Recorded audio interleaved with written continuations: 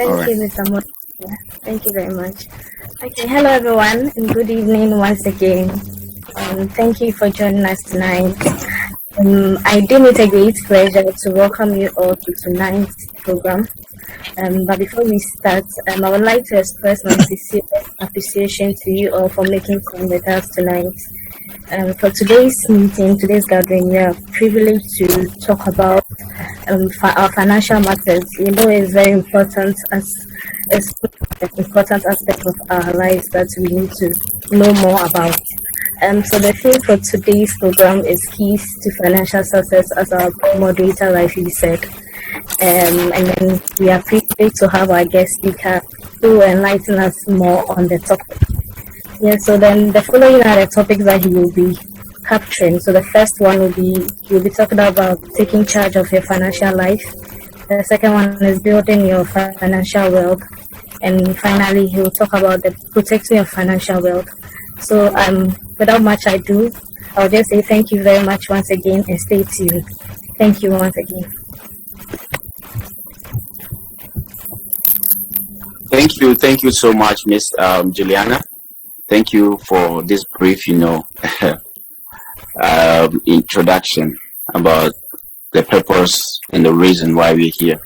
The next thing is we inviting the guest speaker, President Malik Nkrumah, to actually give us his address. Is he here? I believe he's here. Okay. All right. Good evening, everyone. All protocols observed. Thank you all for joining us this evening. As we all know, as we continue to build on our lives, finances is one of the things that we need to tackle as young people growing up. So our finances is very important. That was one of the reasons why we organized this program, so that we can learn about some investments, opportunities back home, and also take advantage of them.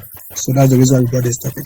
Now, our speaker for today is Mr. Kwesi Anamwa Biden. He is the Deputy Marketing and Investment Advisor at the Public Investments Ghana Limited.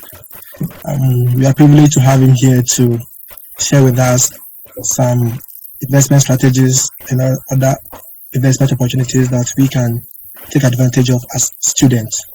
So without much ado, I welcome our honorable speaker to educate us. Thank you very much.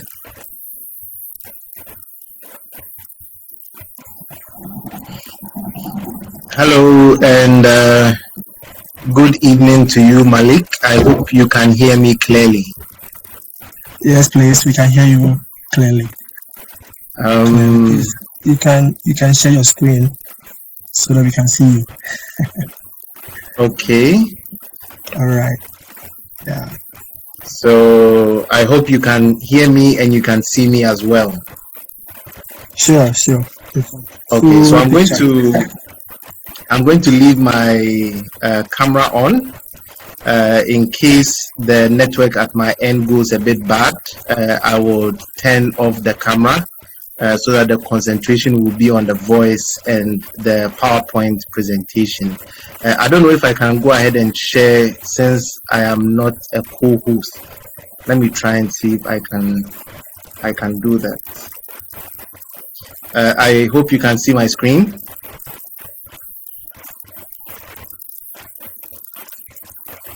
Yes. Hello, Malik. Can you see my screen? Yes, we can see. Okay. All right. So I think we are good to go. A very good afternoon afternoon here in West Africa, Ghana, but I'm sure it is evening at your end. Malik, if I'm right, kindly correct me if I'm wrong. It's about 8:15 at your end. Is that correct? Yes, actually 8:20 p.m. 8:20. Yes. Please. All right. Amazing. And we want to enjoy your presentation. Okay. All right. So I'm super excited to be here. Once again, as Malik rightly said, my name is Kwesi Anamwa Baden, and it is always an honor to be able to come on platforms like this to share some very key information about things that concern myself, and it concerns you as well when it comes to talking about financial success. I believe as human beings, you cannot really do anything without finance. When you wake up in the morning and you need to eat, you definitely need money to be able to purchase some of these items. As I can tell, you are all in school, you need money to pay school fees and all of that. And some of you are also working, so definitely you earn some kind of income to make some kind of expenditure. So when it comes to finances, this is something that concerns myself, and it concerns yourself as well. So we at Republic Investments are always excited to be called upon on opportunities like this, to be able to share an impact. And I believe this is going to be a very interactive session for all of us. I crave your full participation, everybody here on this platform, on this financial seminar on the theme Keys to Financial Success. So to be sure everybody is here, to be sure everybody can hear me, can see me, and all of that. I don't know, Malik, do I have access to view the chats?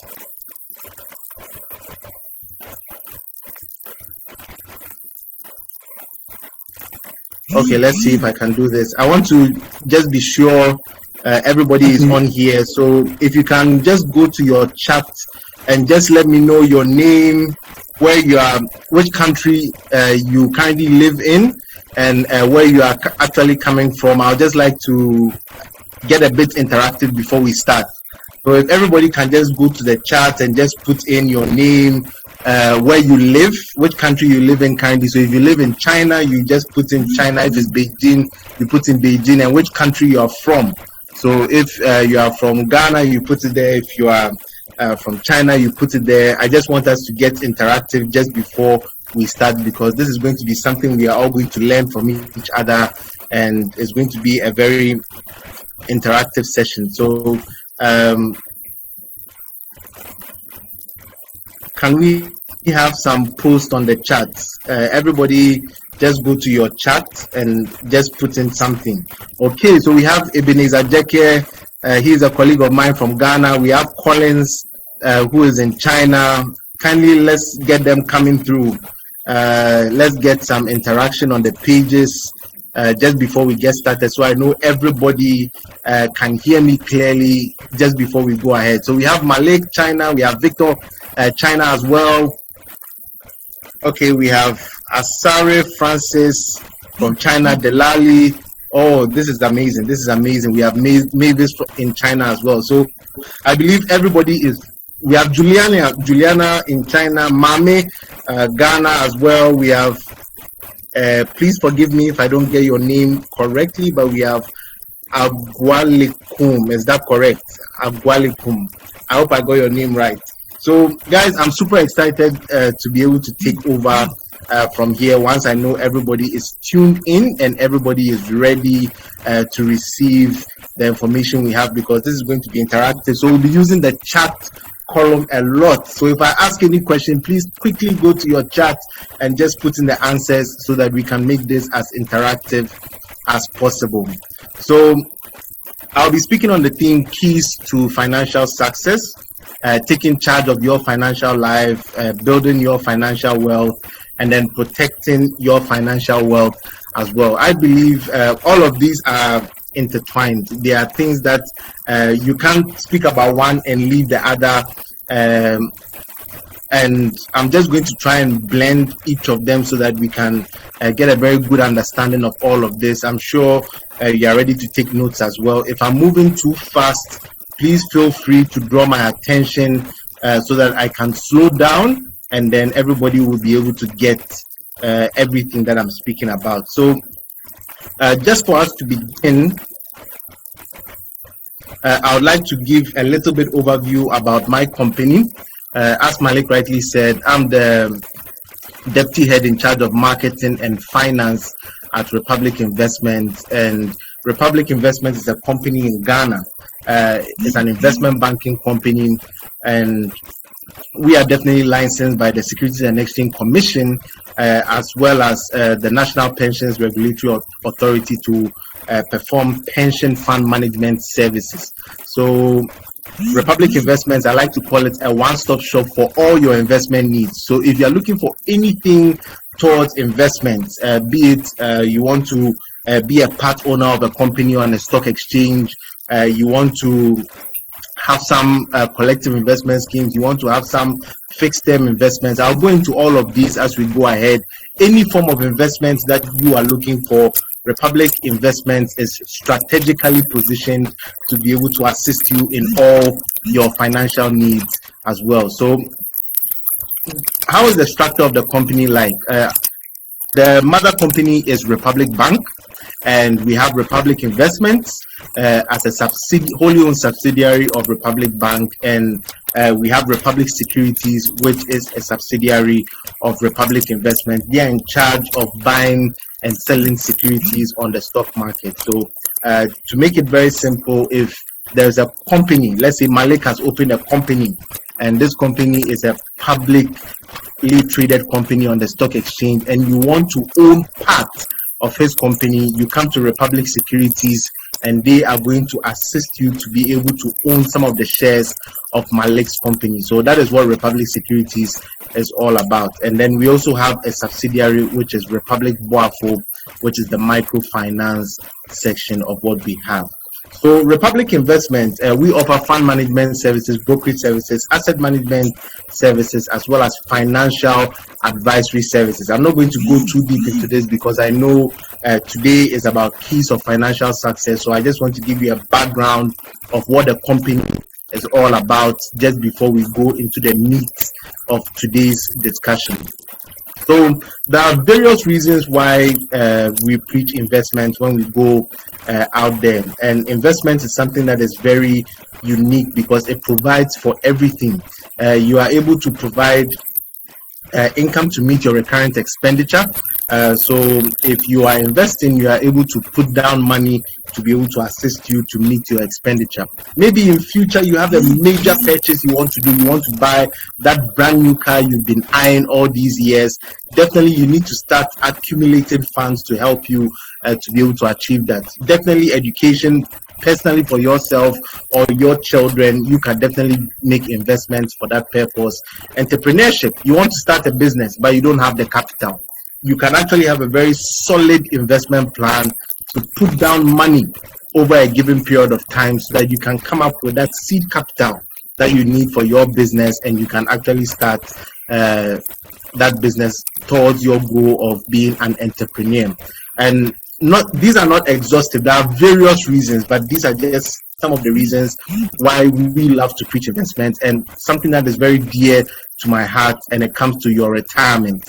Everybody wants to have a very comfortable retirement where they go home at the end of a long period of service and they are able to have some income that takes care of them in their old age. And this is something that I am very particular about, and it's something that is very important to all of us. So after talking about why we preach investments, I just want us to dive straight into taking charge of your financial life. Now, I love stories. I love stories a lot. So I'll be coming in with some level of stories from time to time. So I just want everybody to pay attention to the stories because I'll be asking questions and we'll be using the chat box as well. So we were having a discussion in the office. This is one of my first stories. And the discussion was very simple. Is earning income alone a guarantee to your financial success? Very simple question. If you can just go to the chat and put a simple yes or no. Is earning income alone a guarantee to financial success? Maybe you've landed a good job. Is that alone enough to achieving financial success? I can see everybody is saying no. Edward is saying no. Kakra is saying no. Mami is saying no. Amazing. So this leads me to my next question. We're having a discussion in the office and this thing came up, and It's quite interesting, and I would just want to share. Somebody says it depends on the type of job. Is it the type of job, Malik? So if the job is really good and it's paying you a lot of money, this is something that alone is enough for you to be financially successful. Okay, let's see about that. So we're having a discussion in the office, and what came up was there are two people in the office, same level. All of them are earning the same income. So if it's $1,000, each of them are earning $1,000. Why is it that at the end of, say, 5 years, one person becomes far more successful than the other person, and the other person is seriously neck deep in debt? He owes so much money, he's borrowing from everyone. They are all earning the same income, but one person at the end of 5 years becomes extremely successful, and the other person at the end of 5 years is, begging for money, asking everybody for money. He can't, his income does not meet his expenditure. Why is it so? It's very simple. One of the key things about taking charge of your financial life is what you actually do with the income that you earn. And I'm going to start by bringing a very classic example just before I go ahead with this. There was a very popular speaker. He was speaking at a financial seminar like I'm doing right now. And don't mind me, I love stories, so just allow me to continue with my stories. So he was speaking at a very amazing financial seminar, just like the one we are on right now. And he asked a very simple question. I just want to know, how many of us are earning some kind of income? If you are, just put there yes, yes, yes, yes, yes. How many of us are earning some kind of income? Maybe you are working while schooling. Maybe your parents own a business and you are part of the job. Maybe you already have a job. You are earning some kind of allowances. If you earn some kind of income, just put there yes, just so that I know the audience I'm speaking to, and I'll be able to go ahead with my example. So Edward says yes. If you are earning some kind of income, allowances, anything that comes to you in the form of income, just put there yes. If you are not, you can also just put there no. All right. So looks like everybody here is earning some kind of income. So I can go ahead with my example. So there was a very big financial seminar, just like the one we are on right now. And the speaker made a very simple analogy. Now, I want to ask everybody who is earning some kind of income, if your income, okay, is it enough for you right now? Is your income enough for you right now? Now, let's say maybe it is, maybe it's not. If that income you are earning is to be doubled for you today, would that make things better? If your income today, somebody says not at all, my income is not enough. Okay, so if your income right now, the amount you are earning, if it was to be doubled today, is it going to make things better for you? If you have just double, so if you are earning 100 cedis or $100 and your income is doubled, is it going to make things better for you? Yes or no? Yes or no? Yes or no?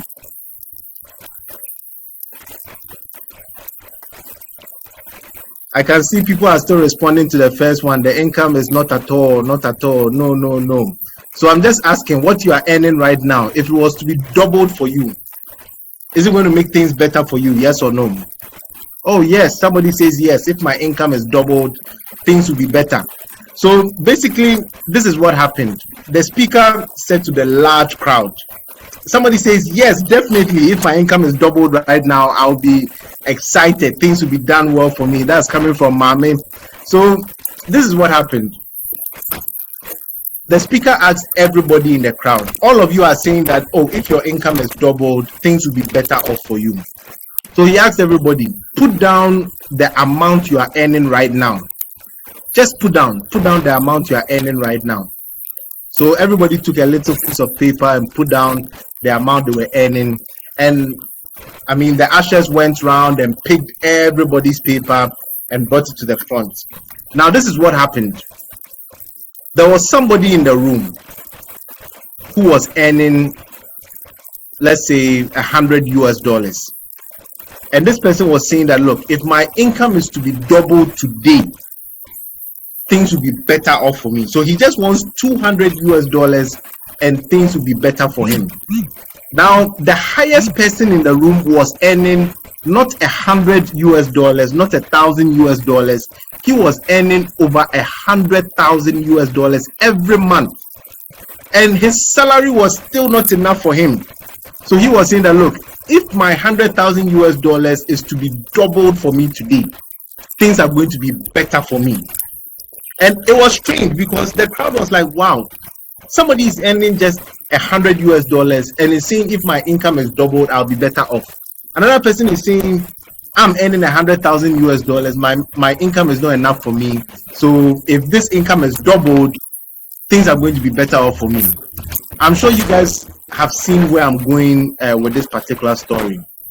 It's not really about the amount of money you are earning, but it goes to say it's really about what you do with the income that you are earning, and that is what we are going to speak about today. So what are you going to do with the income that you earn? Now, as you can see on your screen, every amount of income, no matter how little, this is one of the major keys to creating wealth for yourself, and it is simply to invest a minimum amount of 10% of all you earn. And this is definitely the beginning of wealth creation. So no matter how small your income is, what you do with that income over time is what is going to separate you from the rest. Now, what is investment all about? Investment is simply putting away a sum of money for a given period of time. So a specific sum of money for a given period of time. And if you allow time to work on your income, what is going to happen for you is that you are going to earn an interest on your money. So very key elements. Investment, number one, putting away a specific amount of money. Number two, allowing time to work on that money. And number three, is earning an interest on the income that you've put away. And that is very key for investment. So investment simply says put away an amount of money, allow time to work on that money, and then you earn an interest. And this is the foundation, is actually the beginning, the genesis for all wealth creation. So no matter the kind of income you earn, as you grow older, as you gain employment in bigger companies, your income increases, but always make sure that a minimum, so if you have room in your income and you can do more than 10%, please go ahead and do that, because this is definitely going to be the genesis and the beginning of creating wealth for yourself. Now, I'm going to share with you something that is completely amazing, and before I can do that, I need to quote this for building your financial wealth from a very famous person. We all know him, known as Albert Einstein. Now, this is what happens when you are consistent with your investment over a given period of time. Now, Albert Einstein, very popular person, simply states that compound interest is the eighth wonder of the world, and he who understands it earns it. And if you don't understand it, you are definitely going to pay for it. So this is a statement by Albert Einstein, and I'm going to explain why Albert simply states this. So compound interest is the eighth wonder of the world. Why is it the eighth wonder of the world? And he who understands it earns it. And if you don't understand compound interest, you are definitely going to pay for it. And I'm going to explain why Albert Einstein says this in a moment. Now on your screen, I'm going to share with you something we call the power of a planned investment. And now this is so important simply because if you are earning money and you are saving that minimum 10%, and you are putting that minimum 10% into a normal savings account, or you are putting it under your pillow, I just want to show you the level of harm you are doing to yourself. Because according to Albert Einstein, if you don't understand compound interest, you are rather going to pay for it dearly. But those who understand it are those who are going to earn it.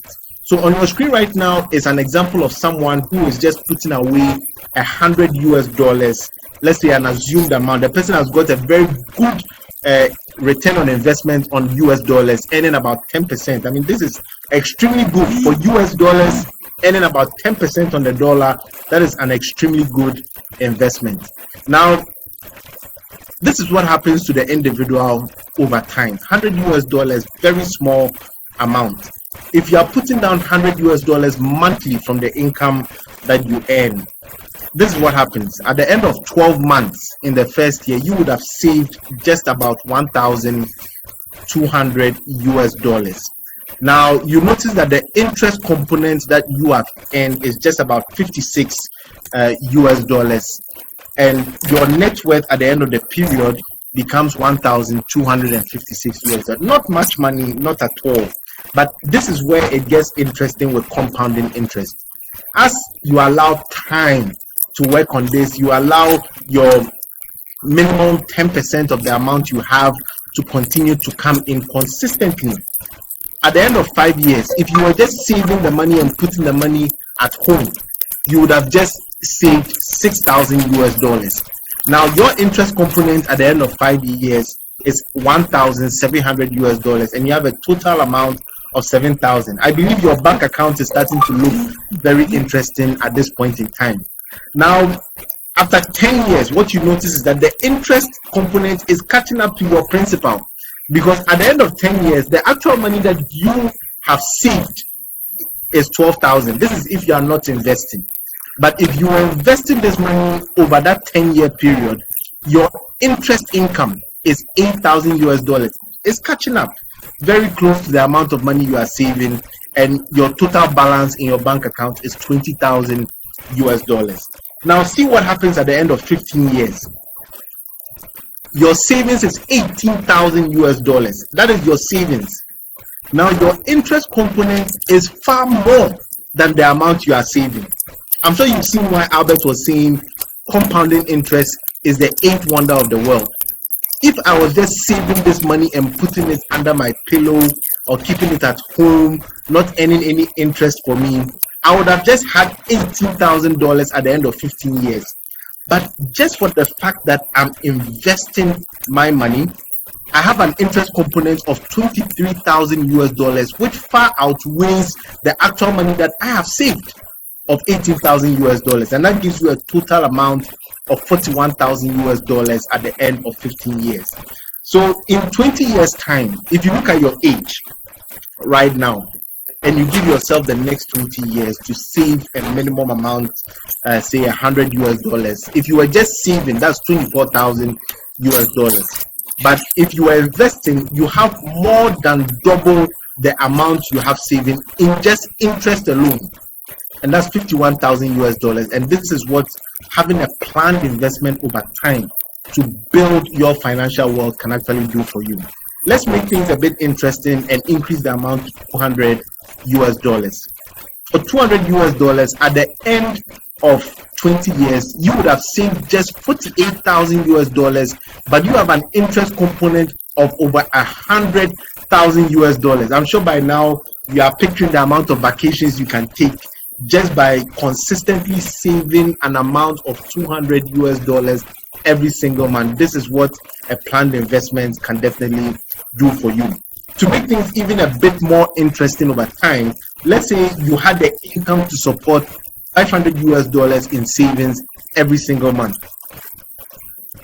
First year, 6,000 US dollars in savings, very small interest, 282 US dollars coming into your account. But being consistent with such an investment over time, at the end of 20 years, you would have saved just 120,000, but your interest component is over 200,000 US dollars. And this is definitely what having a planned investment can actually do for you.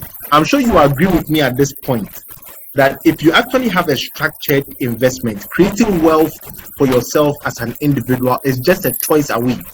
All you have to do as an individual is to decide to set away a sum of your income every single month towards an investment, and you will definitely reap the returns over time, because becoming financially successful is simply a choice of what you do with the income that you earn, and that is going to set you apart from people who do not have any plan for their investment. So this is what the planned investment can definitely do for you. And I'm sure now you agree with Albert Einstein why he says compounding interest is definitely the eighth wonder of the world.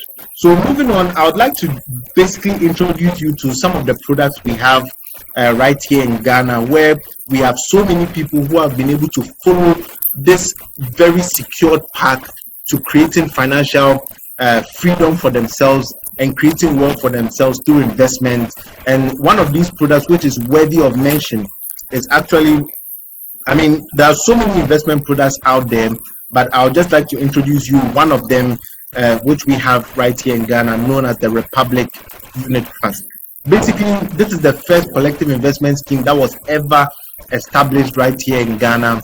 And this collective investment scheme has run for over 27 years right here in Ghana, and it is still moving on very, very strong. Now, this is a fund that invests into very safe money market instruments. We are going into instruments like Government of Ghana Treasury bills.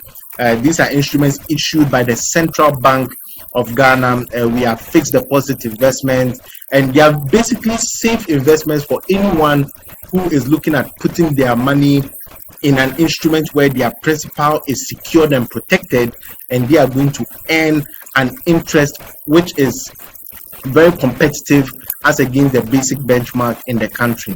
Now, this product has been able to serve our customers since its inception by providing that needed compounding interest on their investment over time. And we've had customers who have been investing well over 20 years, 25 years, and they have definitely enjoyed the return of their investment over time. Now, the unit trust being a collective investment scheme, which simply means we are pooling resources together. So you are investing, I'm investing, other individuals, other companies, other institutions are all putting their money together towards a particular fund. Now, this allows the fund to be able to have a huge capital base.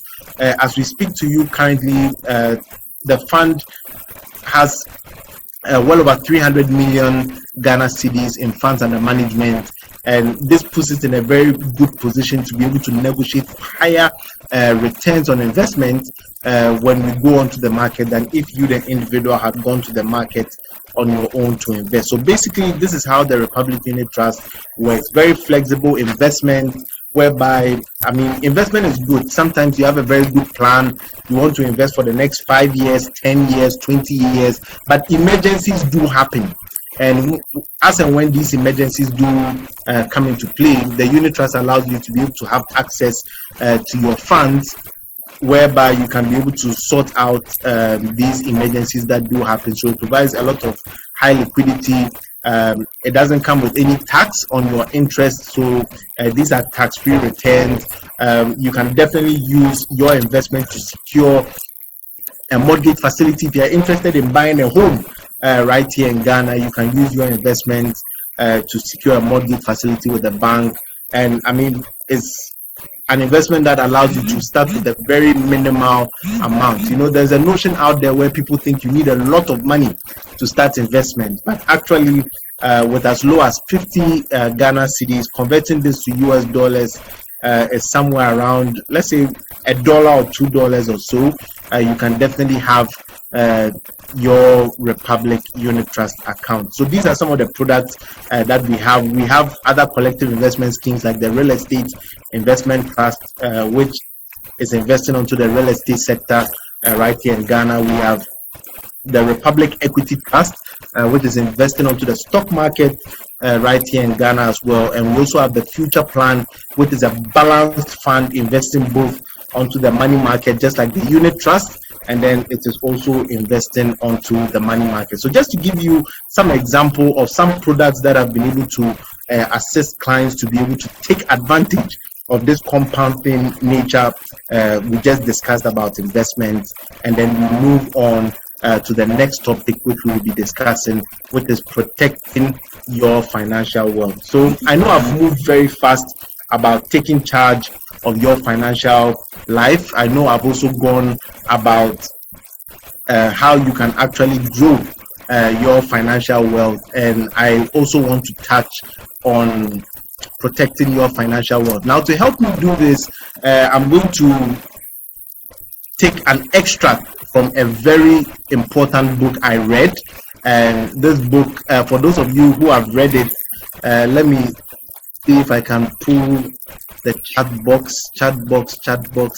Okay, the chat box is here. For those of you who have read this book, I'm going to pull the book out. If you've read this book, just say yes. And if you haven't, please, once we are done with this, try your best to get your hands on this book, because this book is an authority when it comes to taking charge of your financial wealth. It provides you with sound financial principles in creating wealth. It also provides you with very sound financial principles on how you can keep your wealth and protect it from loss. And there are so many other financial keys in this particular book. And if you get your chance on this book, please try and make sure you read its content. So I'm going to display the book, and if you've read the book, just put there yes. If you haven't yet, please try and get this book. So I'm going to pull up the book right away. How many of us have seen this book anywhere, or you've heard of it? The Richest Man in Babylon, written by George S. Clason. If you have, just put a yes in the chat box. If you haven't, please try as much as possible and get your hands on this. So Kakra K says no, she has not. Is there anyone who has ever seen or heard of this book? All right, so I'm going to play a very short extract, and this is talking about the 5 laws of money. Now, I'm going to give you the background of this story so that you can get what the narrator is trying to say in this story just before we go. So this is what the background of the story is all about. Now, there was the richest man in Babylon who had all the wealth you can imagine, all the money you can imagine. Now, he was thinking about how he was going to allow his son to take over his wealth.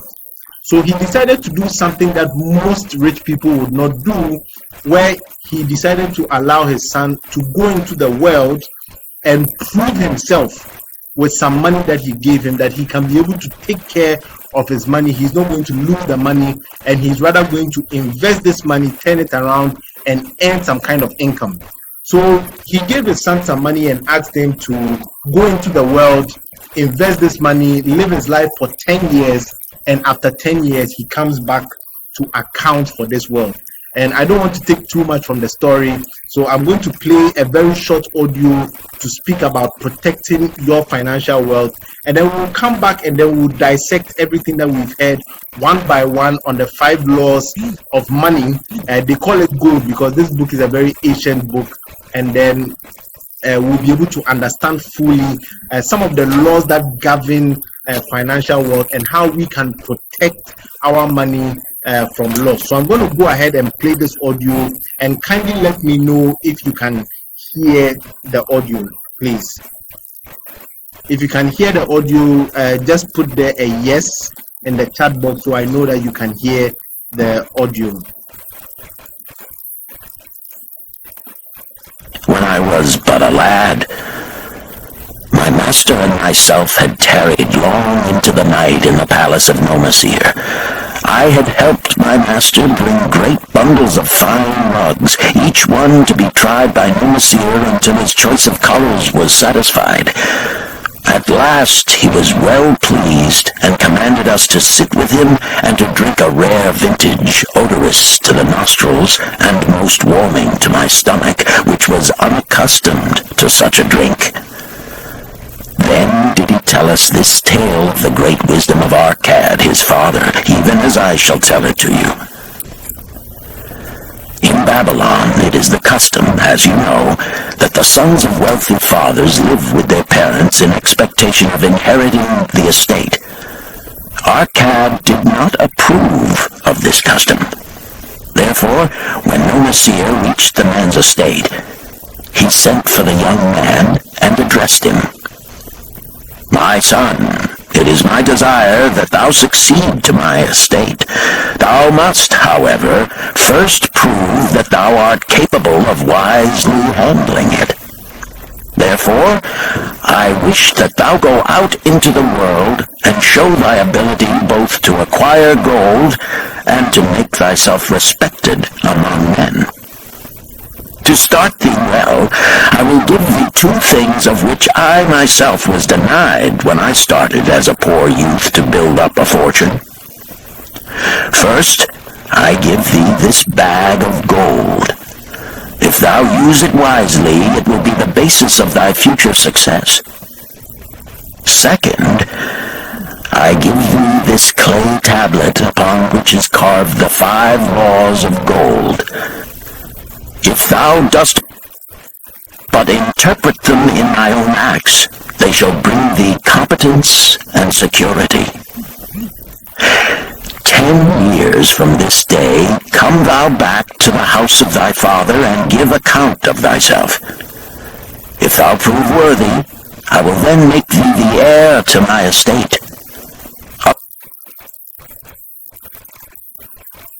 Otherwise, I will give it to the priests that they may barter for my soul the kind consideration of the gods." So Nomesir went forth to make his own way, taking his bag of gold, the clay tablet carefully wrapped in silken cloth, his slave, and the horses upon which they rode. The 10 years passed, and Nomesir, as he had agreed, returned to the house of his father, who provided a great feast in his honor, to which he invited many friends and relatives. After the feast was over, the father and mother mounted their throne-like seats at one side of the great hall, and Nomesir stood before them to give an account of himself as he had promised his father. It was evening. The room was hazy with smoke from the wicks of the oil lamps that but dimly lighted it. Slaves in white woven jackets and tunics fanned the humid air rhythmically with long-stemmed palm leaves. A stately dignity colored the scene. The wife of Nomesir and his 2 young sons, with friends and other members of the family, sat upon rugs behind him, eager listeners. "My father," he began deferentially, "I bow before thy wisdom. 10 years ago, when I stood at the gates of manhood, thou bade me go forth and become a man among men, instead of remaining a vassal to thy fortune. Thou gave me liberally of thy gold.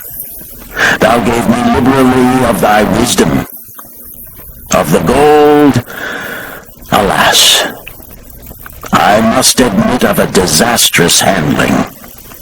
It fled indeed from my inexperienced hands, even as a wild hare flees at the first opportunity from the youth who captures it." The father smiled indulgently. "Continue, my son. Thy tale interests me in all its details." I decided to go to Nineveh, as it was a growing city, believing that I might find there opportunities. I joined a caravan, and among its members made numerous friends. 2 well-spoken men who had a most beautiful white horse, as fleet as the wind, were among these. As we journeyed, they told me in confidence that in Nineveh was a wealthy man who owned a horse so swift that it had never been beaten. Its owner believed that no horse living could run with greater speed. Therefore, would he wager any sum, however large, that his horse could outspeed any horse in all Babylonia. Compared to their horse, so my friend said, it was but a lumbering ass that could be beaten with ease. They offered, as a great favor, to permit me to join them in a wager. I was quite carried away with the plan.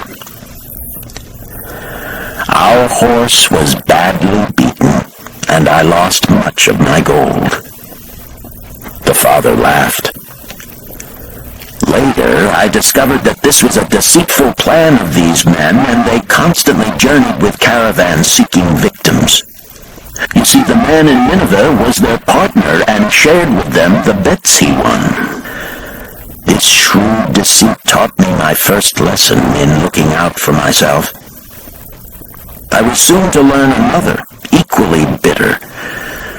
In the caravan was another young man with whom I became quite friendly. He was the son of wealthy parents and, like myself, journeying to Nineveh to find a suitable location. Not long after our arrival, he told me that a merchant had died and his shop with its rich merchandise and patronage could be secured at a paltry price. Saying that we would be equal partners, but first he must return to Babylon to secure his gold, he prevailed upon me to purchase the stock with my gold, agreeing that his would be used later to carry on our venture. He long delayed the trip to Babylon, proving in the meantime to be an unwise buyer and a foolish spender. I finally put him out, but not before the business had deteriorated to where we had only unsaleable goods and no gold to buy other goods. I sacrificed what was left to an Israelite for a pitiful sum. Soon there followed, I tell you, my father, bitter days. I sought employment and found it not, for I was without trade or training that would enable me to earn. I sold my horses, I sold my slave, I sold my extra robes that I might have food and a place to sleep, but each day grim want crouched closer. But in those bitter days, I remembered thy confidence in me, my father. Thou hadst sent me forth to become a man, and this I was determined to accomplish. The mother buried her face and wept softly. At this time I bethought me of the table thou had given to me, upon which thou had carved the 5 laws of gold. Thereupon I read most carefully thy words of wisdom, and realized that had I but sought wisdom first, my gold would not have been lost to me. I learned by heart each law, and determined that when once more the goddess of good fortune smiled upon me, I would be guided by the wisdom of age, and not by the inexperience of youth. For the benefit of you who are seated here this night, I will read the wisdom of my father as engraved upon the clay tablet which he gave to me 10 years ago. The 5 laws of gold. 1. Gold cometh gladly and in increasing quantity to any man who will put by not less than 1/10 of his earnings to create an estate for his future and that of his family. 2. Gold laboreth diligently and contentedly for the wise owner who finds for it profitable employment, multiplying even as the flocks of the field. 3. Gold clingeth to the protection of the cautious owner who invests it under the advice of men wise in its handling. 4. Gold slippeth away from the man who invests it in businesses or purposes with which he is not familiar, or which are not approved by those skilled in its keep. 5. Gold flees the man who would force it to impossible earnings, or who followeth the alluring advice of tricksters and schemers, or who trusts it to his own inexperience and romantic desires in investment. These are the 5. All right. I hope you enjoyed that audio just as much as I did. And if you want the full book, please try and get yourself a copy of The Richest Man in Babylon. It's an excellent book speaking about finance, and these are principles that have been tried and tested over the ages, and they work to perfection. So I'm going to talk about what he just spoke about, and I'm sure you heard from his narrative that his father gave him some money, and in addition to the money the father gave him, the father also gave him the 5 laws of gold. Now, what did the young man do? He went out into the world and he decided to use his own wits and his own wisdom to try and turn the father's money around so he can make the dad proud at the end of 10 years when he was supposed to come and account for his action. What did he do? He lost everything. He lost all his dad's money, and now he ended up selling the horses. He ended up selling everything that he had, that the father had given him to go out into the world. Now, how did he come out of such a very bad and terrible situation? He went back to read the 5 laws of money that his father gave him, and that is what he used to turn his fortunes around. And when you continue to read that particular chapter, is a very touching chapter, and I entreat each and every person here as one of the books I'm going to recommend to you to get yourself a copy of The Richest Man in Babylon. So I'm going to take the 5 laws and I'm going to let us break it down so we can get to understand these very important principles that have been able to stand the test of time. And I can see somebody has written, I've read this book and it's one of the best basic financial tips. Thank you very much for that. So the first law of gold, you can take a screenshot of this, and it says gold cometh gladly. So it comes gladly and in increasing quantity to anyone who will put but not less than 1/10, so that's 10% of his earnings to create an estate for his future and his family. The simple meaning about this is money comes to those who save.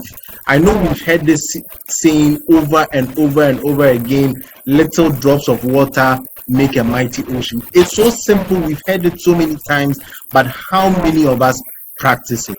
If you save, money comes to those who save, and that is the first law and the first principle about money. Now, moving on to the second one, it says that your money would labor for you diligently and contentedly for the wise owner who finds for it a profitable employment, multiplying even as the flocks of the field. What that second law simply means is that money multiplies itself for those who invest it. We've taken a lot of time to speak about the key importance of investment and how this can be able to create wealth for you as an individual, and that is what the second law of gold says. So yes, saving is good, but if you need to take saving a little step higher, then you have to invest. So if you are just saving your money without investing, number one, you are not even protecting that money, because anytime there is inflation, you are going to lose the purchasing power of your savings. So if you are an individual who is diligent in your savings, you are putting down your savings, once you've been able to nurture that habit of savings, you need to go a step further into an investment whereby the money you are putting down for investment is going to multiply itself for you. And that is a very key principle, and it is the second law about money. So first law is save money. So money comes gladly to those who save money. And number two, money multiplies for those who invest it. Now, what kind of investments are we talking about? You heard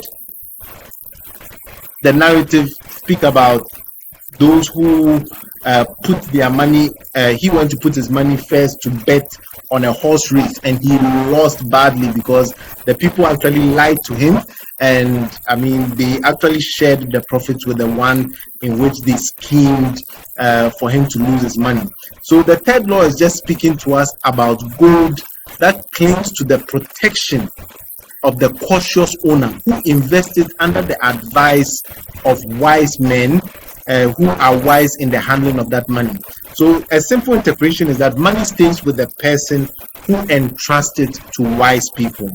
I mean, what you realize in this day and age is that a lot of people are providing advice on finance when they don't really have the expertise or the technical know-how about some of the instruments to which they are advising people on. Most of the time, we get money and we ask people who haven't really been successful about managing money for advice. Simply because probably maybe their family or there are people who are close to us, and yes, we trust them in other fields, but they don't have the expertise to give you sound advice on what you are going to use your money for. So if you really want to put your money to the best of use, seek advice. Probably get an investment advisor or somebody who is skilled in the area to which you want to invest your money. So if you definitely want to invest into the real estate sector, you are going to speak to a real estate broker or somebody who is into real estate, and you are not going to speak to a mechanical engineer. So if you have a friend who is a mechanical engineer, you trust the person, it doesn't mean that person can give you sound advice on real estate investment. So if you need to do any form of investment, please seek advice from those who have the knowledge, okay, about the field to which you are going into, and they will be able to advise you accordingly so that you can protect your money against loss. And that is very, very important when it comes to investing. So always seek the advice of an investment advisor when you are going to place your investment in any instrument where they have the expertise and the technical know-how to be able to guide you towards that investment so you don't lose your money. So that is what the third law is saying, that money will stay with the person who entrusts it to wise people. Now I'm going to go ahead with the fourth law of money, which simply says that your money will slip away from you. Money slips away, or gold slippeth away from the man who invests it in businesses or purposes with which he is not familiar or which are not approved by those skilled in its keep. So a simple interpretation for this is saying money is lost when invested in things which you are not familiar. I think with the upsurge of social media, everybody there is speaking about investing in FX. That's the foreign exchange market. You see a lot of posts on Instagram. You see a lot of posts. Even when you are browsing, it pops up. Invest in FX. Invest with this company. You can quickly make some money. Somebody says, I bought this car by investing into FX trading, and FX trading brought me this money. Somebody says, there are so many kind of people bringing about so many kind of investments that you particularly do not have much knowledge on. Now what happens? There are so many people who just go to one foreign exchange trading seminar, just one, and they believe they are experts. What do, they sign up with an FX trading account, they put in a lot of dollars on that account, and within a few seconds, a few hours, a few days, a few weeks, they lose all the money. So this law is simply trying to guide everybody, and is simply stating that if you do not have that knowledge, or you are not familiar with the area to which you are going to invest in, please do not put your money there. Because as soon as you put your money there without any advice or anybody guiding you, you are going to lose that money. And I see this happening all the time. There are always investment schemes that are going to come up. People don't really understand what that investment scheme is all about. People come up with all manner of very juicy offers, and once you are not familiar with it, but it sounds so juicy, before you realize, you put your money in there and then you lose your money. This is the fourth law of protecting your income, and it is something that everybody must be very, very, very cautious of, which says that your money will slip away from you, especially if you invest it in businesses or purposes with which you are not familiar in, or which are not approved by those who are skilled in keeping money. And we need to be very cautious of some of these investments out there in protecting our wealth. Now, the final law of money says that gold will definitely flee from the man, or money will flee from the man who forces it to impossible earnings, or who, followed the alluring advice of tricksters or schemers, or who trust it to his own inexperience and romantic desires in investment. I mean, the rule of thumb simply states that if it is too good to be true, then definitely it must be too good to be true. And the simple interpretation of this is money is lost as fast. Okay, you lose it at a fast rate by pursuing get-rich-quick schemes. You see, I spoke to you earlier on of what investment is all about. And investment is simply putting away a sum of money over a given period of time. You need to have patience to gradually grow your money. So if you have these get rich quick schemes, these investments, putting money today, tomorrow you are earning 100%, do this, always know that the higher the risk, the higher the reward. The higher the risk, the higher the reward. So if you are putting your money into some of these schemes where you don't have even the technical knowledge about what they are actually investing into, you don't understand it, but because it sounds so good to be true, you think you can just put your money in there and quickly turn it around and make a fortune. This is the fifth law of gold, or the fifth law of money. And if you take these laws into account, it's going to go a long way to help you to protect the income that you are creating for your financial future. So this is the fifth law of gold, and there are 5 of them. I hope you took screenshots of them. If not, I'll share them with the president later on, so you can go through them one by one and get to understand what each of them entails, because they are going to serve as the guiding principle that is going to guide your money or your wealth that you are creating for yourself over time. And this is very, very, very important. So simply to conclude on this, on protecting your financial wealth, abiding by these sound financial principles, which are the 5 laws of money, is a sure way of protecting your financial wealth. Now, today marks the 13th of February 2021, and tomorrow marks a very special day. And I'm sure most of you know what day it is tomorrow.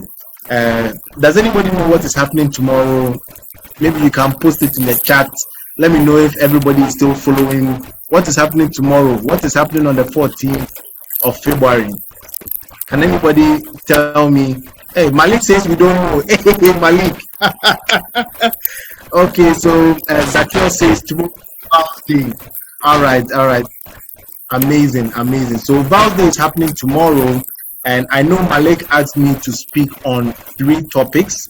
That is taking charge of your financial life, that is building your financial wealth, as well as protecting your financial wealth. But since tomorrow is Val's Day, I decided to give a bonus topic which I would love to talk on, because aside building your wealth, creating your wealth, I'm going to give this bonus topic as a Val's Day gift to everybody who has been able to tune in to this particular seminar.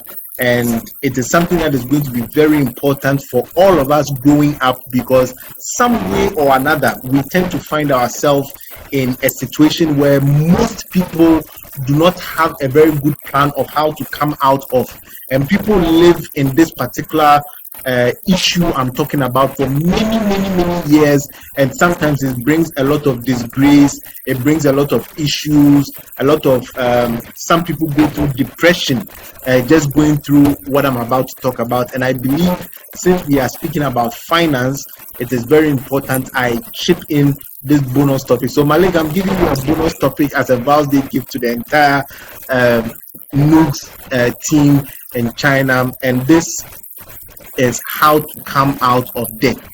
So we are speaking about finance, and definitely some way or another debt seems to creep in from time to time. Maybe you borrow money from a friend, and then you don't finish paying, but then you still need money, you go and borrow from another person. You don't finish paying, you still need money, you go and borrow from another person. How can one actually have a very good plan to come out of debt, since we are talking about creating wealth for yourself as an individual? and I'm going to try and provide you with some guidelines. Now, these elements I'm speaking about are not cast in stone, but they are definitely going to give you oh, very good. Somebody has posted the PDF copy of The Richest Man in Babylon. That's amazing. So these laws are not cast in stone, but they are actually going to give you a very sound guiding principle on, if you find yourself in such a situation, how you can actually come out of it. And I believe it's very important for us to discuss how to come out of wealth, so that you can always have enough wealth for yourself as an individual. So this is a bonus topic I'm going to talk on, and I hope it impacts you, and it also serves as something that can actually guide you moving forward. Okay, so moving on, how to come out of debt. Definitely, this is a principle. Try as much as possible not to spend more than you earn. Now, in addition to that, I just want you to have this picture in your mind, that any debt that you have, I think I need to correct this. There's a little mistake there, but any debt that you have, treat it as your enemy, and you need to fight it with all that you can, and you do not also allow it to grow. Now, don't get me wrong, we have good debt and we have bad debt. Sometimes in running a business, you need to borrow money to be able to grow and be successful. So I'm not talking about the good debt, but you can even use the principle I'm about to share with you to take yourself out of that debt position. But if you have any debt as an individual, there's a very wise saying that says, a person who does not pay his debt has no respect for himself or herself. So if you have any debt and you choose not to pay, please make sure you pay your debt to maintain your dignity and your respect. And I'm going to give you one of the sound guiding principles that everybody can actually use to come out of debt if you are in debt, and also to create wealth for yourself as an individual. And I don't know if you've heard of the 10-20-70 rule. This rule is 10%, 20%, and then 70%. So it's called the 10-20-70% rule. Now, basically, what this rule simply states is that we've spoken about investing a minimum of 10% of your income. So if you are in any debt situation right now, or maybe in future you have some kind of debt situation that is going to come your way, this is how you can actually get yourself out of that debt situation. And I just want you to pay very close attention to what I'm coming to discuss with you. So maybe you owe some money, you owe about 3 or 4 people. It is very important for you to have a meeting with these people to let them know that, look, I know I've been owing you for a long time. I'm not able to pay. For all you know, I haven't paid you for some time now, but I've decided to go with a plan, and I'm going to pay you accordingly. Now, what you are going to do is that every income that you are going to earn, as we said, a minimum of 10% must be kept for yourself to provide for your future. That is your investment. Don't play with this 10%. So with your income, you're going to make sure that you are going to invest 10% for yourself as an individual. Now, you're going to use 70% of your expenditure to take care of 70% of your income to take care of all your expenditure. So somebody was saying, we asked a very simple question: is all the money you earn yours to keep? Simple question. If you have an income, let's say $1,000 US, is all that 1,000 yours to keep? Let's see in the chat box. Do you think when you earn $1,000 US, if that is your income, all that money is yours to keep? If you think that is yours to keep, just put there in the chat box. Let me know if what you think about this. If $1,000 is your income, is all that money belonging to you? Is it your money? Oh, Edward says no, it's not your money. That's good. Any other question? If you earn $1,000, is all that money for you? Oh, Eden says no. I think everybody is saying no. Okay, so basically this is it. If you earn $1,000 US, although it is your income, there are so many things you have to use the money for which doesn't belong to you. So although you are earning some income, part of that income does not belong to you, because you need to buy food to eat. You need to pay for your utilities. You need to water, electricity, rent. So although you are earning income, that income does not belong to you, because there is so much you need to spend money on. You need, if you have children, you need to pay school fees and all of that. Now, this principle states that yes, we know that there are so many things that you have to spend your money on, but you need to prioritize the things you are going to spend your money on. Which is most important, which is least important. So you are going to live within your means and only spend 70% of your income on expenditure. In the beginning, it's going to be difficult, but if you allow time to work on it, trust me, this is going to be one of the guarantees to take yourself out of debt. Now, 20%, which is the final part of your income, must be used to settle all your debts. And you need to share this 20% amongst all your debts and pay them consistently. Now, this is a very sound principle for paying debt, and it's something that you can use to pay off all your debt and also have enough money that you are saving and investing for yourself, and you can actually have a very sound financial future for yourself once you follow this very simple principle of 10, 20, 70. There are so many people who are in debt, they are not able to pay the debt. At the same time, all the income that they earn, they use it on expenditure, and they don't have any savings for themselves. So if you actually follow this very sound principle of 10, 20, 70, is going to go a long way to help you to create wealth for yourself as an individual. At the same time, you pay off all your debt and you also meet all your obligations in expenditure. And this is basically a bonus topic I chip in for everybody. Please put this in mind. If you are not in debt, hooray, don't go into debt. But as I said, we have good debt and we have bad debt. If you find yourself in a very dire situation where you need to borrow, that is fine, it's part of life. But always, always, always make a plan to come out of debt so that you can be able to create more wealth for yourself. And this is what I wanted to add to it. So I just want to say at this point that there is never an ideal time to start an investment. The best time to have planted an oak tree, which is a saying by a wise man, was 20 years ago. The next best time is now.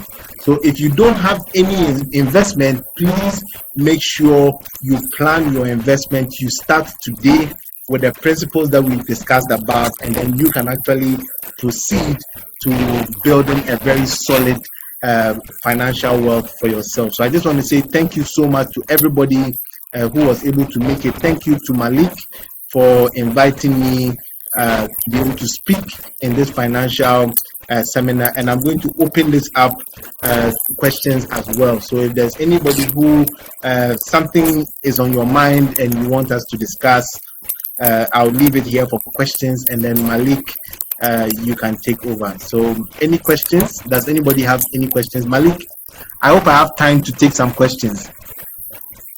No, yes, please. So, about Frank.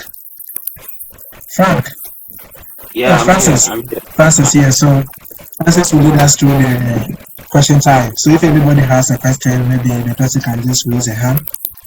All right. Thank you so much. Thank you so much, Mr. Anamwa Biden. I first said Biden because of I thought it was Joe Biden. Yeah, Joe Biden. In fact, you're really awesome. Like, this is really interesting. Actually, I noticed some points about maybe I can just go on a review for those who maybe might miss something. We talked about he actually discussed these 4 particular topics with us: taking charge of our financial world, and then building our financial world, protecting our financial world. And the bonus topic was how to come out of debt, and it's really interesting on that one. And actually, we talked. He mentioned the investments, taking the treasury bills and other stuff.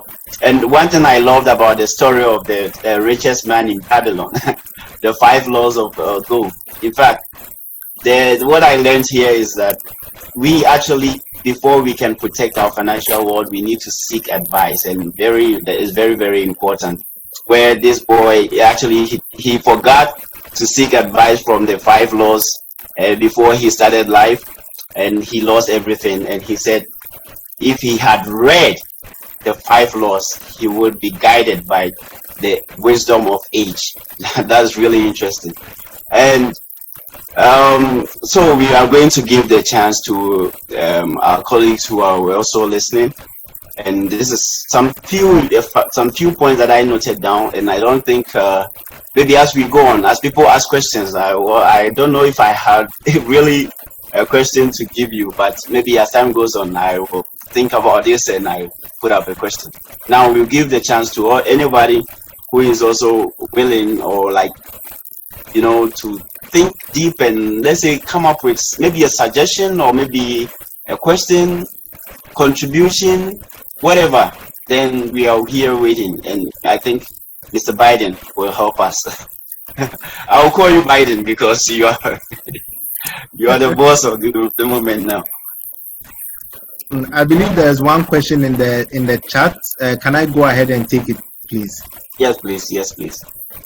All right. So Sapon is asking, what specific risk are associated with investment after consulting the right person?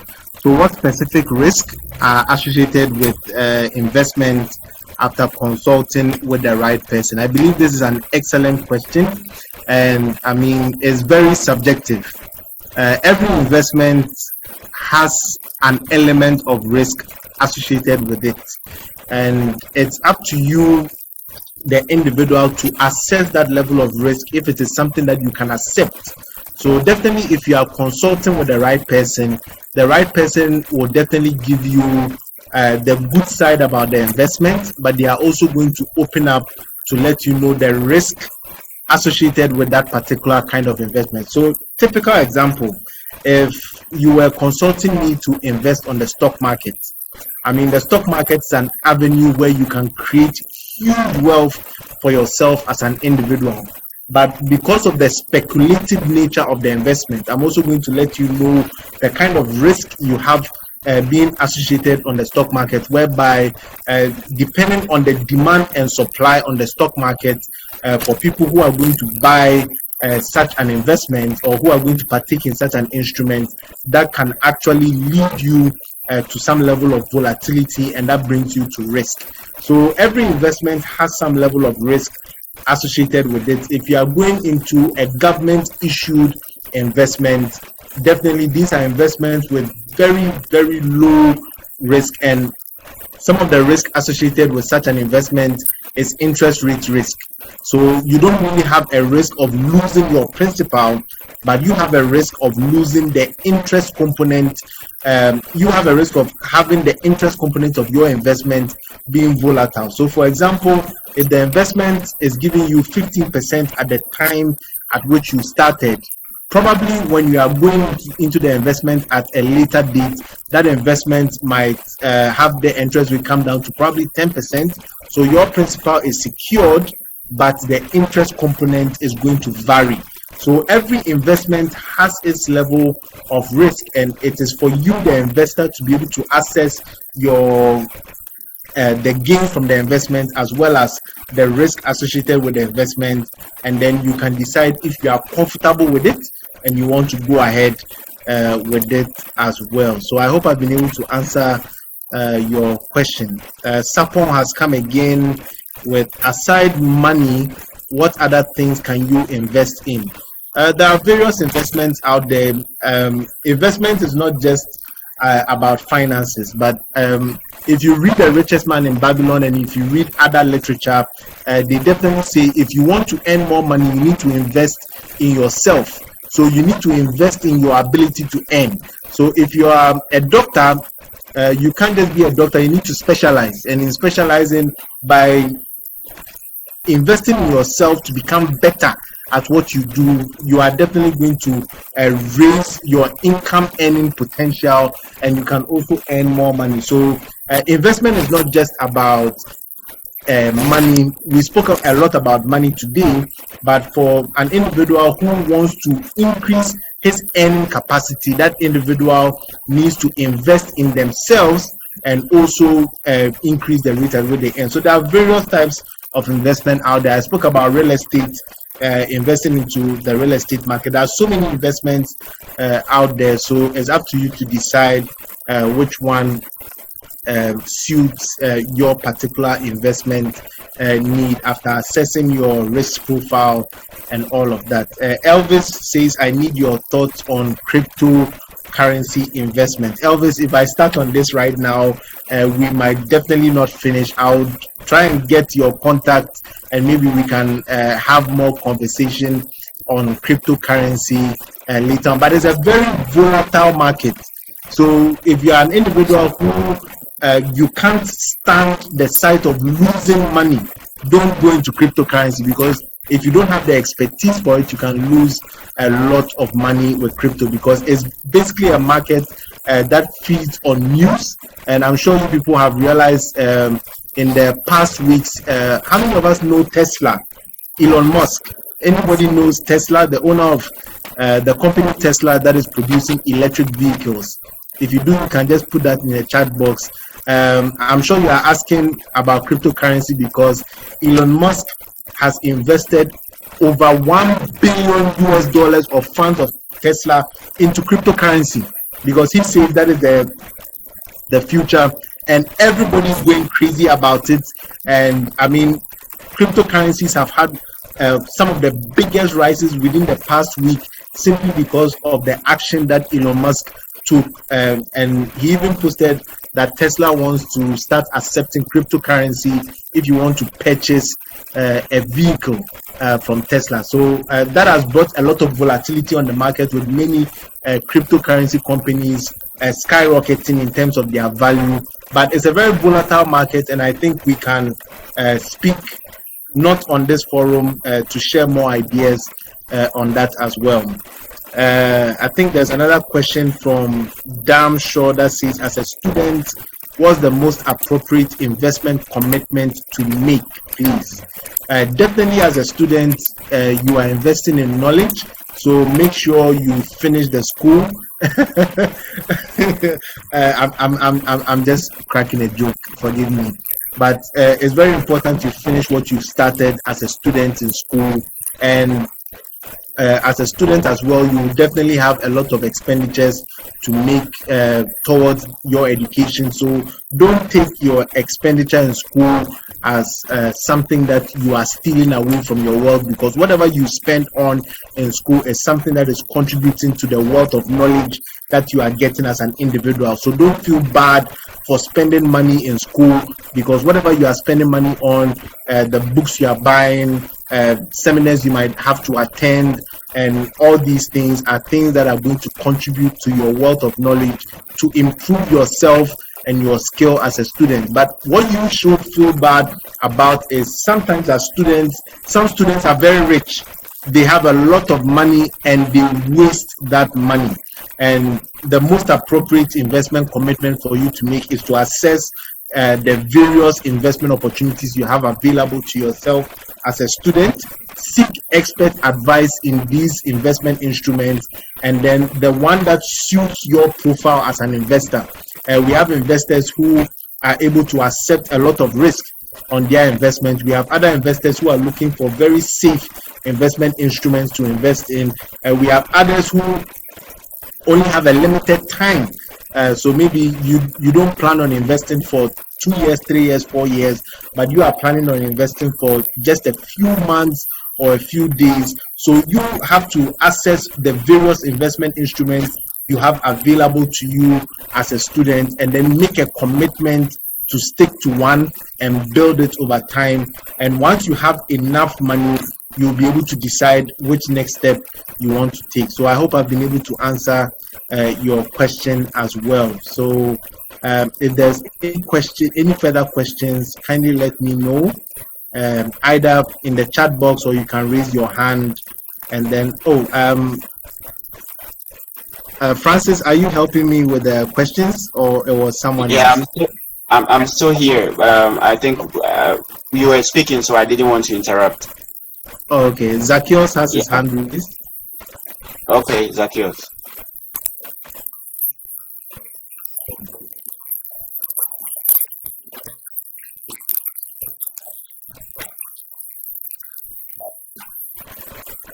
Zacchaeus?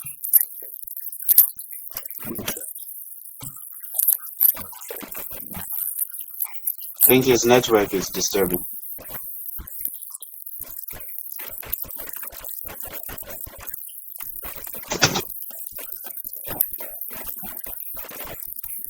Okay, so I think Zacchaeus can type question in the chat box in case his network is not working. Yeah, you can put your question in the chat box and we will read it out.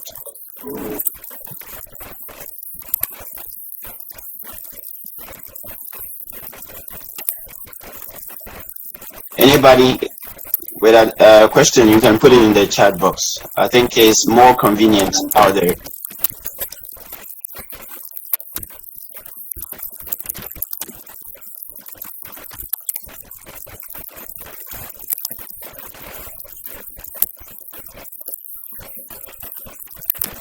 Okay, so Francis, with your permission, whilst we wait for questions, in case anybody might want to contact us concerning some of the investment instruments we discussed, whilst we are waiting for questions, I would like to go through some of our contact information.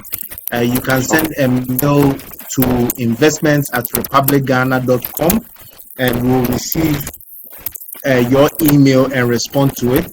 If you want to send an email to me directly, you can send it to kbaden@republicghana.com. If you are interested in having any investments in Ghana, we'll be more than happy to take you through the procedure, the forms, and everything you need as well. So you can get in touch with me directly at kbaden@republicghana.com, or you can send an email to our corporate email address, which is investments@republicghana.com.